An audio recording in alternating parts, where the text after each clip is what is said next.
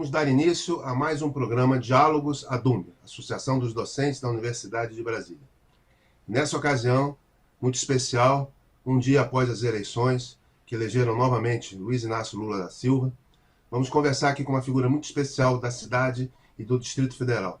Max Maciel, eleito deputado distrital, o terceiro mais votado, uma liderança muito importante da periferia de Brasília, né, muito relevante essa inserção política na esquerda e na ala progressista do Distrito Federal, num momento político que se redesenha, né, Max? Então, eu acho que a primeira fala aí é fazer uma avaliação genérica sobre o que significa essa eleição do Lula diante de um Distrito Federal que ainda tem um resquício autoritário, tem uma dificuldade em relação à sua periferia, e como é que a gente vai pautar as coisas aí no futuro próximo para poder melhorar a vida de quem vive no Distrito Federal, de quem vive no Brasil em geral, né? Seja bem-vindo, Max. Olha, então, boa noite, professor Alexandre, a todos e todas que acompanham a gente aqui pelo esse Diálogos ADUMB. Eu sou Max Maciel, para quem está acompanhando a gente ou ouvindo pelo YouTube, eu estou de barba, sou um jovem negro de pele clara, estou com um boné vermelho, com um detalhe preto, com a caixa d'água escrito Ceilândia, uma camisa branca com um letreiro vermelho escrito grafite, atrás de mim uma parede bege com uma planta. Professor, acho que o cenário, né, o cenário que você desenhou agora, após as eleições de ontem, é um cenário de muito desafio para todo o país e também para o Distrito Federal, um cenário que nos coloca em duas perspectivas. A primeira, uma retomada de diálogos, de um processo mais democrático, de um debate, de retomar um projeto de país, de políticas públicas, de programas, de projeto. E um outro lado, de manter, né, e ampliar o nosso trabalho de base nos territórios, porque, de certa forma, foi uma eleição apertada do ponto de vista nacional, e no Distrito Federal também a gente reelege aí, né, o Distrito Federal reelegeu um governador e também reelegeu aí os 3 mais votados do campo da esquerda, o que mostra aí a dificuldade, a dicotomia de dialogar com esses dois cenários. Um cenário de que aposta na possibilidade de uma retomada do diálogo por direitos humanos, para a política pública, e um outro campo que tem como premissa um projeto de direita que é entreguismo, de não soberania nacional e local. Então os desafios estão colocados e nos projeta para uma retomada desse processo, ou seja, discutir poder popular, participação popular e democracia no nosso espaço. Ótimo, Max. Então, você começou falando uma coisa relevante, uma eleição dividida, tanto no Distrito Federal quanto no nível nacional, mas no nível nacional de uma forma muito...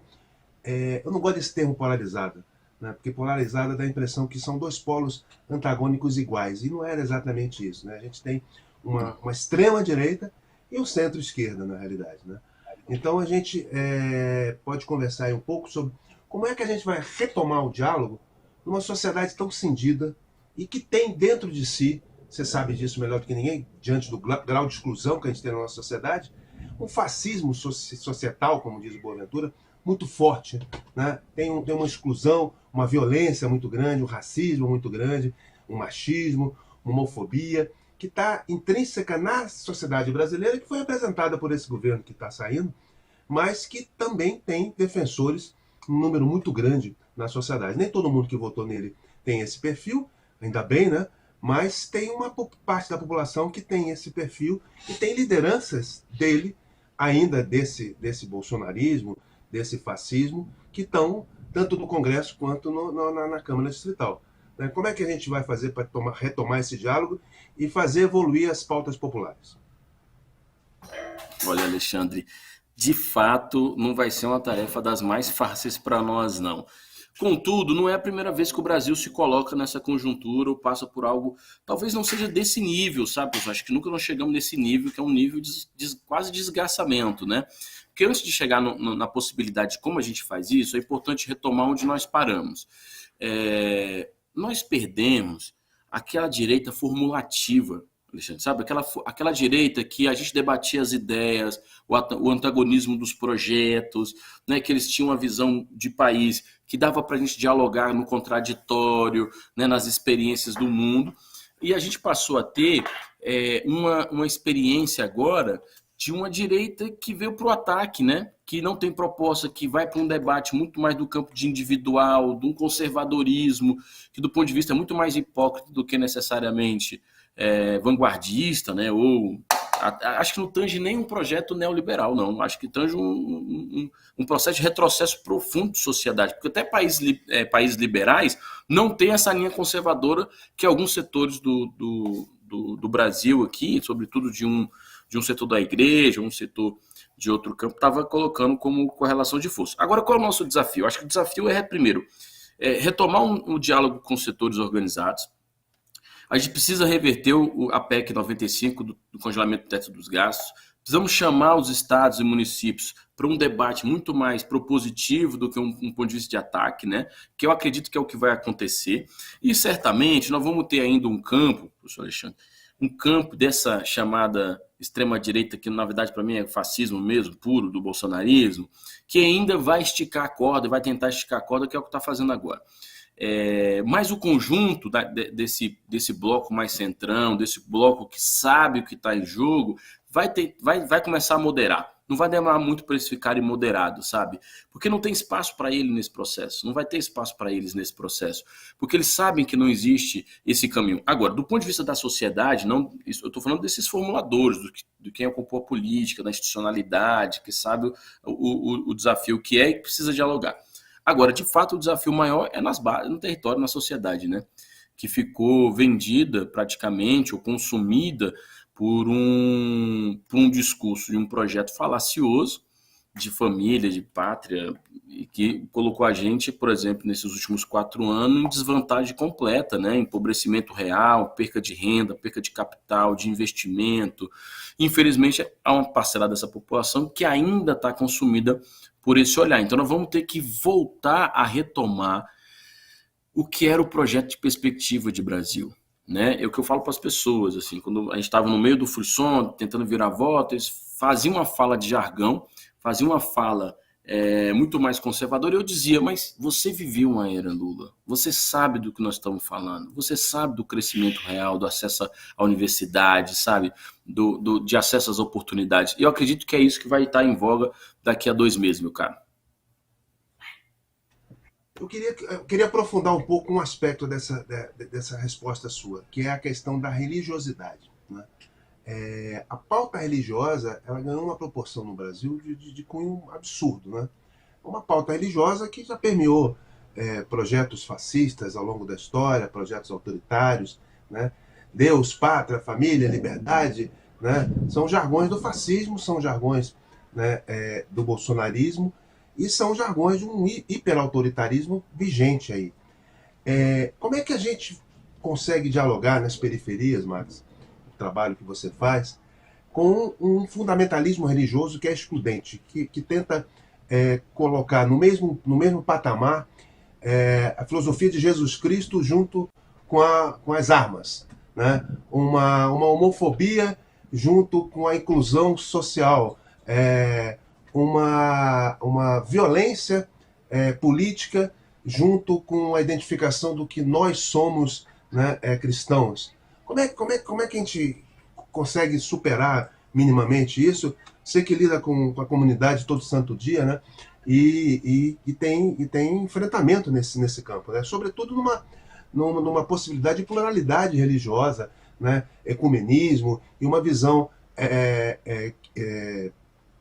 política que não seja vinculada à religião, né? Afinal de contas, a laicidade do Estado é o mínimo que a gente tem que trabalhar, sobretudo a partir da Constituição de 88. Olha, professor Alexandre, eu vou dizer uma coisa da nossa leitura hoje. Primeiro, eu acho que o grande desafio é que nós vamos também ter que ocupar esse espaço como um espaço nosso também. Eu sei que é difícil falar, eu sou uma pessoa que não queria que a religião e a política se misturassem na forma como foi feito agora. A gente já viveu isso no passado, na Idade Média, sabemos o que isso se transforma.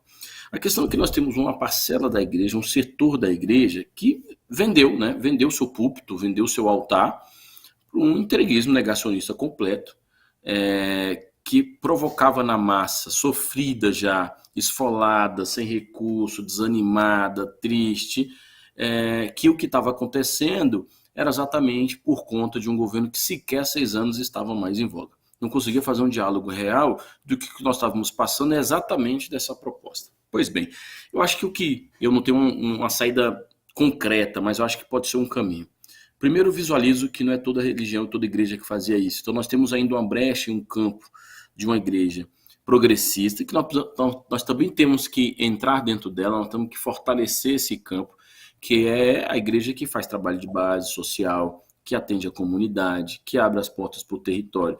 Essa igreja meramente comercializada, que aproveita do nosso povo na ponta, de fato é uma maioria ainda, e que está pulverizado. Você vê que não tem um caminho. Você chega na comunidade, tem tipo 30 igrejas, cada um com um segmento diferente, mas com o mesmo objetivo, né? Esse objetivo conservador de achar que o nosso povo vai conseguir sobreviver e superar as suas dificuldades por uma coisa iluminada e não por uma coisa da política pública. Nós temos que dizer que existe o campo da espiritualidade, do amor, que isso é de vocação. Agora, para reduzir a vulnerabilidade, para a gente conseguir prosperar, isso nós temos que discutir. Isso é Estado, isso é política pública. Não vai acontecer de outra forma, sabe? A não ser se você passar por cima de alguém, né? Aí passa por cima de escrúpulos, passa por cima de qualquer regra e você vai conseguir fazer isso. Então, acho que é um cenário complexo, porque a periferia ela está ausente desse debate do ponto de vista diário, sabe? Acaba que há 4 em 4 anos, sobretudo no Distrito Federal, é que você tem um debate político sobre cidade e essas igrejas abrem todo dia, sabe? Alexandre, acho que nós vamos ter que retomar outras ações nossas, contrapondo esse processo, mas não questionando a fé. Não é que nós não estamos questionando a fé, nós estamos questionando o uso da fé em contraponto a um debate que não é real. Nós temos que confrontar também esses que colocam essas mentiras no púlpito, sabe? A gente acompanhou agora fiéis que foram expulsos de igreja porque não concordavam com o que o pastor ou o padre estava falando, sabe? Mas a igreja é nossa, não é daquela pessoa, aquela pessoa só está representando. Então nós temos que incentivar que as pessoas também ocupem as igrejas, sim, transformem o espaço, seja verdadeiramente. Agora, não vai ser uma tarefa fácil, é verdade. Isso, inclusive, acho que vai ser o maior desafio nosso no próximo período aí dos 4 anos. Porque, Max, é muito bom porque você é um cara que vem da base e trabalha com a base, sempre trabalhou e está ocupando um cargo de representação política importante agora. Mas, na realidade, o que a gente percebe é que os setores da esquerda e setores político-partidários precisam adentrar mais nessa base, né, tanto territorialmente quanto politicamente, socialmente, para que as pessoas possam ser incluídas no processo de reflexão e de avanço democrático, né? Eu acho que um elemento também que eu queria que você falasse sobre, que é fundamental nesse processo, é a educação. Educação no seu sentido mais lato, não só educação no sentido formal. Educação política, educação de construção, de inclusão, né? O trabalho que você faz com jovens da periferia da Ceilândia, hip hop e mais uma série de outras artes e possibilidades de inclusão por várias possibilidades artísticas, inclusive esportes, as formas de sociabilidade, de socialização, né, que de alguma forma compõem um processo educacional, junto com a escola e para além da escola. Né? Porque a gente viu uma coisa, que essa coisa para mim é muito difícil, porque como professor de direito, uma escola militarizada é uma aberração do ponto de vista constitucional. Uma aberração do ponto de vista constitucional. Né? O ensino não é só laico, ele também é civil, ele não é militar. E não pode ser-lo. Né? Então, assim, porque não houve nenhuma confrontação jurídica até hoje completa, embora existam algumas decisões, mas é uma aberração. Né? E como é que a gente vai trabalhar isso, então, Max? Porque eu acho importante, como você é um agitador cultural também, né? Eu acho importante esse processo. Professor, mas tem 2 coisas na fala, assim. Primeiro que eu acredito que nos últimos 3 anos, devido à pandemia, acho que nós ampliamos um pouco mais o trabalho de base. Quando eu falo nós, é outros setores. Já tinha muitos setores dentro do território trabalhando. Acontece que nos últimos 6 anos, todo o nosso segmento, pauta sindical, os outros movimentos populares, ficaram o tempo todo na defensiva, porque era muito ataque. Sabe, você saía de uma lei trabalhista, já caía na reforma tributária, da Previdência. Você saía da reforma da Previdência, você tinha que defender contra os cortes da universidade. Era muito ataque que fazia com que grandes setores organizados não conseguiam migrar e criar uma estratégia de fortalecimento territorial. Mas nos últimos, devido à pandemia, isso se intensificou, porque você teve movimentos que tiveram que fazer giros desde superação da fome no território até voltar com alfabetização, com formação política. Então, eu acredito que isso está começando a retomar e ganhar fôlego. Agora, é necessário dizer para todo o nosso campo que isso não basta, nós precisamos incidir cada vez mais. Precisamos chamar todo o movimento sindical, o movimento popular, sabe, todos os partidos políticos do campo progressista para apoiar essas iniciativas territoriais e ganhar mais escala, sabe, fazer com que a gente abra mais centros mesmo de formação, de participação cultural, enfim. E no campo da educação, isso aí, eu sou pedagogo de formação, professor, isso é um debate que a gente faz sempre, né, que não é só a educação formal, mas a educação também não formal dentro da perspectiva de educação popular. Bem, você toca num assunto que é um assunto que a gente tem formulado muito, que é a militarização. Olha, é importante até dizer para os nossos que estão nos ouvindo aqui e assistindo, é que existe uma grande diferença entre um colégio militar e uma militarização das escolas. São duas perspectivas completamente diferentes, né? Uma tem muito mais recursos, uma é destinada a oficiais, né? E eu não estou dizendo que eu concorde com ela, eu estou dizendo que ela existe e quem quer participar se inscreve, vai fazer concurso com as vagas que sobraram e vão estar lá. A outra é uma militarização de uma escola, sobretudo na perspectiva periférica, que parte pela lógica do controle, parte por uma lógica de vigiar e de punir, e não no processo pedagógico, educacional, de ensino-aprendizagem, sabe? Não tem os recursos necessários para essa escola, ainda mais porque eles colocam como obrigatoriedade, os alunos sequer têm a opção de escolher, porque às vezes é a única escola que ele tem que ir mais perto de casa. E quando ele não se adequa, ele migra para uma escola mais longe, onde ele vai ter que precisar de uma condução ou até, quem sabe, aí, evadir do processo educacional. Isso é um crime absoluto. Certamente a gente vai rever esse modelo, espero, né? Eu sei que nos estados tem autonomia para conduzir essa proposta, mas aqui no Distrito Federal são das coisas que a gente vai fiscalizar. A gente tem aí mapeado, são 17 profissionais da segurança pública da reserva, a sua maioria destacada para uma escola, e você não tem monitor, você não tem orientador educacional em alguns, você não tem psicólogo em alguns, você tem aí vários jovens do espectro autista tendo que evadir porque não tem monitores que acompanham eles, é um desastre completo. E isso é que é interferência, porque nós precisamos interferir no modelo arquitetônico e no modelo pedagógico da escola. Sabe, a quem interessa colocar policiais para fazer parte do processo disciplinar? Que disciplinar é esse? Quem pediu isso?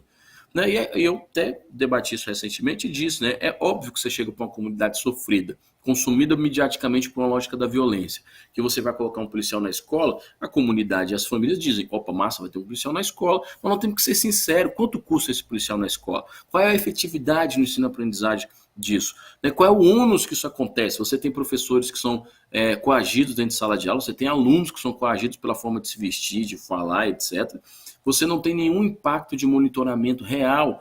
A gente até pede acesso à informação, eles não mandam para a gente, né? Obviamente, quando a gente assumir lá a cadeira no dia 1º de janeiro, isso é uma das tarefas nossas, vamos exigir acesso à informação para discutir, né? Qual é o custo disso, qual o monitoramento, qual o resultado, né? A gente já tem aí, inclusive, o Ministério Público voltando atrás da decisão, dizendo que se quer reduzir a violência na escola. E tem outra coisa, professor Alexandre, olha só que coisa interessante.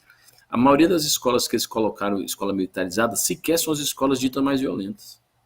Então eles querem enganar quem? Isso é um objeto completo de controle, de dano. E a gente tem aí várias experiências pedagógicas formidáveis no campo de ensino-aprendizagem, muito mais revolucionárias, muito mais vantajosos. Eu não estou dizendo de vantajoso para passar no vestibular ou no concurso, não. Isso aí, se o jovem quer, ele vai ter que ter instrumentos e formas para isso acontecer. Eu estou falando de uma educação que emancipa, que ele respeita o território, que ele aprende sobre a sua história, a história do outro, né, que ele cria uma dialética, onde ele possa, sabe, buscar além disso, e quem sabe, se ele tiver afim e quer ser um profissional de uma área, ele vai ter condição de chegar lá. Se ele quiser o acesso à universidade, ele tem condição de acessar a universidade. É isso que a gente precisa apostar.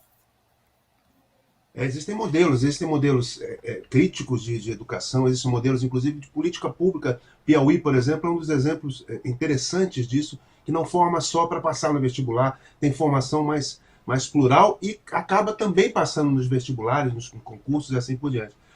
A gente tem essas possibilidades e não é militarizando, né? Você falou bem, tem um aspecto aí muito relevante, eles não escolheram as escolas mais violentas, escolheram escolas, inclusive, que poderiam ser vendidas como modelos, como possibilidade de propaganda deles, e excluem os alunos problema, né? Porque os alunos que contestam são alunos problema, e aí não são desejáveis ali e são colocados em outra escola, como você colocou.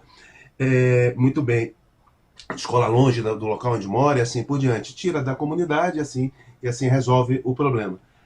Uma outra coisa muito importante no Distrito Federal, que você tem um trabalho muito bom também, é a questão da territorialidade das regiões do Distrito Federal e da expansão e do direito à moradia e do direito à cidade. Né? Porque, assim, direito à moradia é um processo e direito à cidade é outro. Né? Ter acesso aos bens públicos, aos aparelhos do Estado, né? E ao lazer e a usufruir da cidade. Né? Porque o próprio transporte público do Distrito Federal ele acaba gerando esse processo de exclusão. Mas, para além disso, a gente tem também as questões de acesso à moradia e, ao mesmo tempo, a gente tem disputas sobre territórios, sobre áreas de preservação. A gente tem disputa hoje em dia, por exemplo, no Lago Norte, numa área de preservação da Serrinha do Paranoá, que são inúmeras nascentes que tem ali que abastecem o Lago Paranoá, que existe um projeto de imobiliário de expansão ali. Né? A gente sabe também que tem um projeto de retirada da Santa Luzia na marra, né? sem conversar como é que aquelas famílias vão viver e aonde elas vão viver. Né? Queria que você comentasse um pouco sobre isso no Distrito Federal, porque você vai ter uma legislatura aí à frente que eu acho que é bem relevante esse papel aí.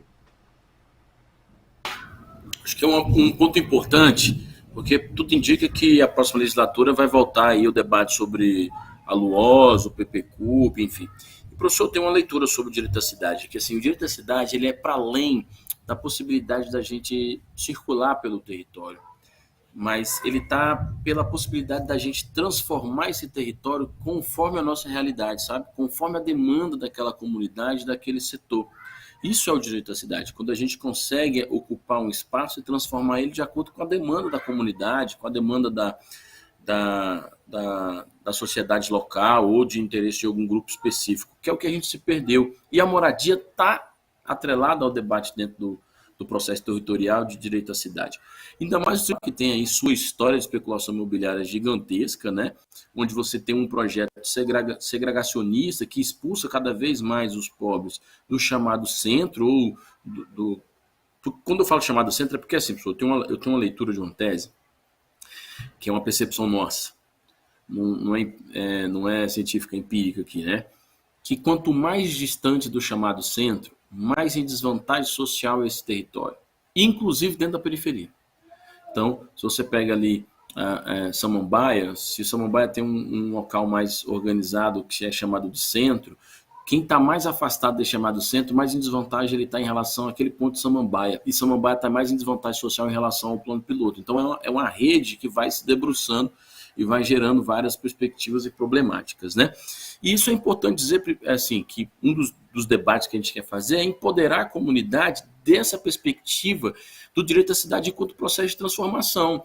Olha, a gente pega as emendas, por exemplo, parlamentares para as administrações públicas, mais de 60% está chamada numa coisa de infraestrutura. Mas não tem um debate público e debate territorial de que infraestrutura é essa. Sabe, será que de fato aquela manutenção, aquela obra era de impacto para a comunidade? Sabe, será que de fato onde estão colocando um equipamento é onde precisa mesmo? Às vezes não tem uma inteligência, um debate com a comunidade para orçamento participativo, para um debate de desenvolvimento de cidade e até para a expansão territorial. Você tem áreas que são de reserva ambiental, como o Corredor Norte de Brasília, que recentemente o governo autorizou uma cidade privada lá praticamente no alto do Sobradinho. Isso é um crime absurdo. O Corredor Norte é a única parte de Brasília que a gente tem de preservação ambiental ainda, que se nós não agarrarmos a isso, não proteger, nós vamos perder nos próximos 50 anos, sabe? Vídeo o que aconteceu no Parque Nacional. E não é porque a gente é contra 26 de setembro, porque ela existe, é um fato. Ela está lá há mais de 20 anos ali, encrostada dentro da Floresta Nacional.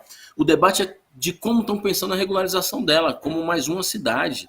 E não, ela podia ser uma cidade mais agroecológica, sabe? Com outro desenho urbanístico, com reflorestamento, com formas de calçamento e urbanização permeável, sabe? Porque ela está dentro da Floresta Nacional, não podemos permitir que ali se crie uma cidade com asfalto, com ladrilhar, porque você cria mais uma ilha de calor e que impacta em todo o direcionamento de fauna e flora, de fauna e fauna. Então isso é a perspectiva de a gente pensar o território a partir da moradia e pensar também o território a partir do direito à cidade. E tem mais, dentro do PPCUB, por exemplo, há um projeto que eu não sei se o governador vai colocar ainda nesse momento de 2 meses, eu acho que não tem tempo para o debate, mas que talvez caia no nosso colo, é, por exemplo, o setor comercial sul permitir moradia.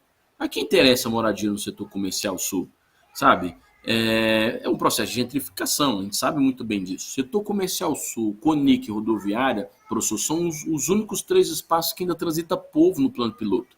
E são exatamente os 3 espaços que estão sob processo de privatização permanente.